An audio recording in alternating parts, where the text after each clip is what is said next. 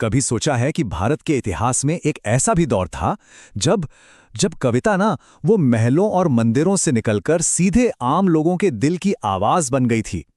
ये कोई मामूली बात नहीं थी। ये सिर्फ साहित्य नहीं बल्कि एक बहुत बड़ी आध्यात्मिक क्रांति थी। तो चलिए आज हम सब मिलकर भक्ति काल यानी भक्ति के उसी कमाल के युग को समझते हैं। जाति न पूछो साधु की, पूछ लीजिए ज्ञान। सोचिए, कबीर का सिर्फ ये एक वाक्य, बस ये एक वाक्य भक्ति काल की पूरी आत्मा को अपने अंदर समेट लेता है। ये एक सीधी, सपाट और बहुत शक्तिशाली चुनौती थी। किसे? उस सामाजिक व्यवस्था को जो इंसान को उसके ज्ञान से नहीं बल्कि उसके जन्म से पहचानती थी। तो इस सफर में हम क्या क्या देखने वाले हैं? सबसे पहले हम ये समझेंगे कि भाई भक्ति काल को आखिर गोल्डन एज या स्वर्ण युग कहते क्यों हैं।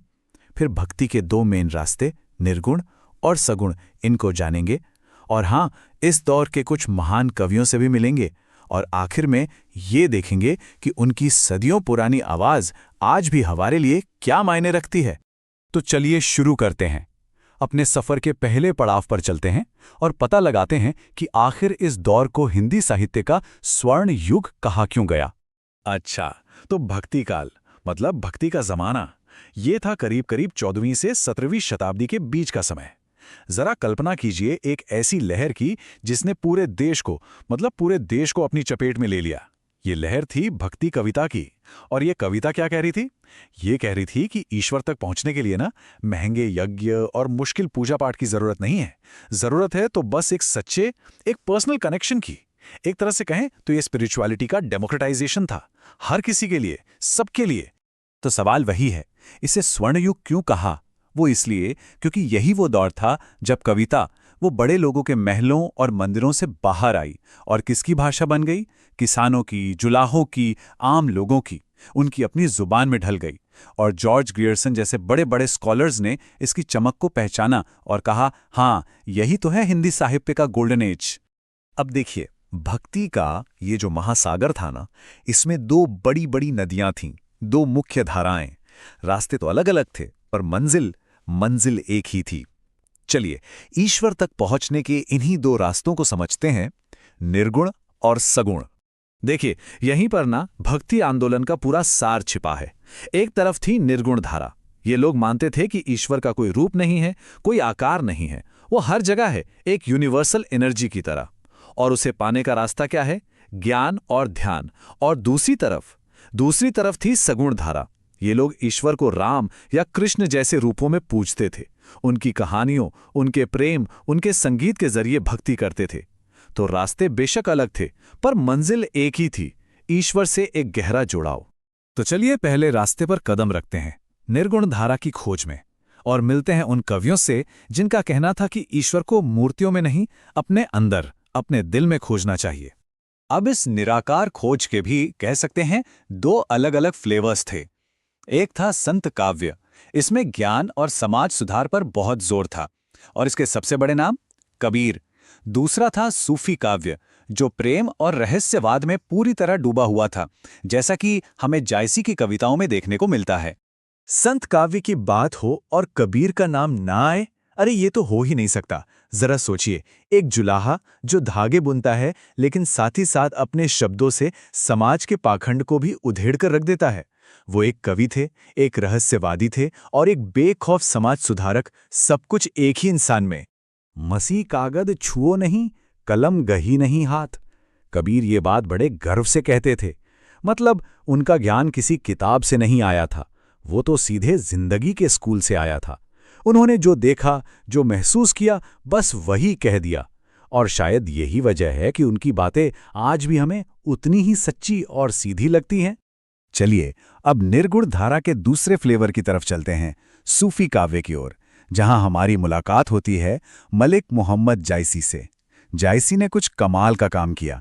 उन्होंने एक दुनियावी प्रेम कहानी को उठाया और उसे आत्मा की परमात्मा के लिए जो तड़प होती है, उसकी एक महान कहानी में बदल दिया। देखिए, सूफियों का एक बहुत ही खूबसूरत फलसफा था। उनका मानना था कि ये जो दुनियावी प्यार है, जिसे वो इश्क मजाजी कहते हैं, वो असल में उस ऊपर वाले के प्यार यानी इश्क हकीकी तक पहुंचने की पहली सीढ़ी है। मतलब किसी इंसान से सच्चा प्यार आपको उस परम प्रेम का एहसास कराता है। और जायसी का जो महाकाव्य है पद्मावत, वो इसी खूबसूरत सोच का सबसे बड़ा, सबसे शानदार उदाहरण है। तो निराकार ईश्वर की खोज से अब हम भक्ति के उस रास्ते पर चलते हैं जहां ईश्वर निराकार नहीं बल्कि साकार है, उसका एक रूप है। तो चलिए मिलते हैं उन कवियों से जिन्होंने ईश्वर को कभी दोस्त, कभी राजा, तो कभी एक बच्चे के रूप में देखा और उनकी लीलाओं के गीत गाए। ये है सगुण धारा। और सगुण भक्ति में भी दो मुख्य धाराएं थीं। एक वो जो मर्यादा पुरुषोत्तम राम की भक्ति पर फोकस थी, और दूसरी वो जो नटखट और मनमोहक कृष्ण की भक्ति में डूबी हुई थी। जब भी राम भक्ति धारा की बात होती है ना, तो एक नाम सबसे ऊपर आता है, गोस्वामी तुलसीदास। उन्होंने रामचरितमानस की रचना की। सोचिए, एक ऐसा महाकाव्य जिसने सैकड़ों सालों से करोड़ों लोगों की जिंदगी को एक दिशा दी है, और ये सिलसिला आज भी जारी है। रामचरितमानस सिर्फ एक किताब नहीं है, ये 7 कांडों या कह लें 7 हिस्सों में बटी एक पूरी जिंदगी की यात्रा है। ये भगवान राम के बचपन यानी बालकांड से शुरू होती है, फिर उनके वनवास यानी अरण्यकांड और लंका पर विजय से होते हुए आगे बढ़ती है। ये जिंदगी के हर पड़ाव के लिए एक गाइड की तरह है। इसी से इसकी विशालता और इसके कल्चरल इंपॉर्टेंस का पता चलता है। और जरा इस बात पे गौर कीजिए, इस महान ग्रंथ को लिखने में तुलसीदास जी को 2 साल, 7 महीने और 26 दिन लगे। ये सिर्फ एक आंकड़ा नहीं है, ये उनकी अटूट भक्ति और उनके जबरदस्त समर्पण की कहानी कहता है। अच्छा, अब मिलते हैं कृष्ण भक्ति के सूरज यानी सूरदास से। कहते हैं कि वो देख नहीं सकते थे, लेकिन उन्होंने अपने मन की आंखों से बाल कृष्ण की लीलाओं का, उनकी शरारतों का ऐसा जिंदा वर्णन किया है कि आज भी जब हम उनके पद सुनते हैं तो वो नटखट गाना हमारी आंखों के सामने आ जाता है। सूरदास की कविता की सबसे बड़ी, सबसे खास बात है वात्सल्य रस। ये क्या होता है? ये है माँ बाप का अपने बच्चे के लिए जो निश्चल, जो प्योर प्यार होता है ना, बस वही भाव। और सूरदास को तो इस भाव का सम्राट माना जाता है। उन्होंने अपने सूर सागर में माँ यशोदा और बाल कृष्ण के प्यार को हमेशा हमेशा के लिए अमर कर दिया।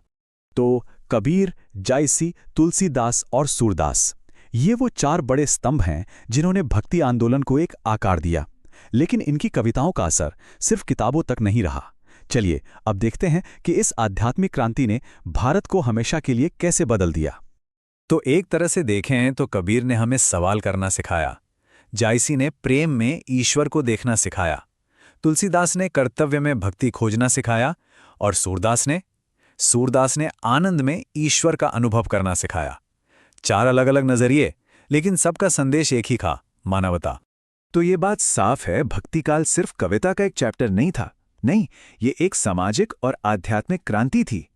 इसने अवधी और ब्रज जैसी आम लोगों की भाषाओं को सम्मान दिलाया।